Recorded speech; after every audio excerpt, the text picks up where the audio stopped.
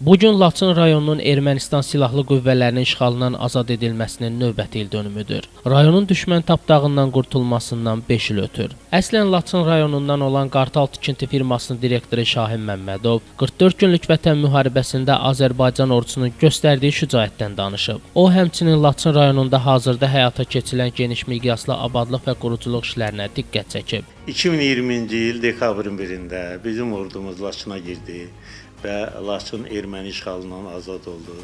Bu günü biz həmişə çox böyük sevinç ilə qarşılayırıq və Laçın işğaldan azad olan yeni biz böyük avtoyürüşdə təşkil etdik, sevincimizi bu cür büruzə verdik.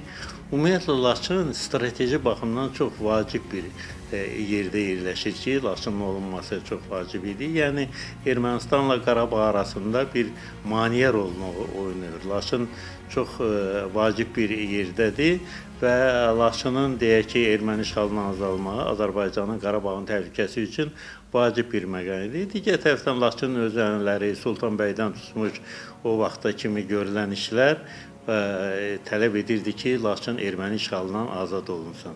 Təəssüf ki, biz gedib Laçını ermənilərin vandallıqlarını gördük, evlərimizi dağıtdığını gördük.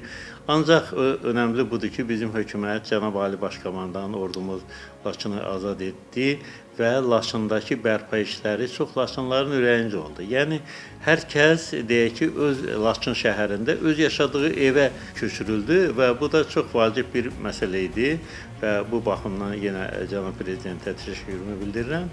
Ancaq indi ikinci bir məsələlər ortada durur ki, Laçının kəndlərini də məskunlaşmanı, orada bir imkan yaradılsın ki, insanlar gedib kənd təsərrüfatı ilə məşğul ola bilsin, öz fərdi təsərrüfatını qura bilsin. Bir Laçında da bir məhsul bolluğu, kənd təsərrüfatı məhsullarının istehsalı vüsət alsın və bu yolla da məskunlaşma prosesi genişlənsin. Şahin Məmmədov bildirib ki, dövlətin bölgəyə qayğısı, infrastruktur layihələrin sürətlə icra olunması Laçının sürətlə dirçəlməsinə zəmin yaradır. Mən düşünürəm ki, biz Laçınlılar, biz sahibkarlar, biz Laçının daha da tez məskunlaşması, onun yenə deyirəm, tutduğum strateji mövqeyə və eləcə də tarix boyunca formalaşmış ənənəyə görə Laçını qısa bir müddətdə bərpa edib, orada çox insanların yaşamağını təmin edək və hər ildə bu günü böyük sevinç ilə qeyd edirəm. Mən bütün Laçınlıları bu işğaldan azalma günü münasibətilə təbrik edirəm.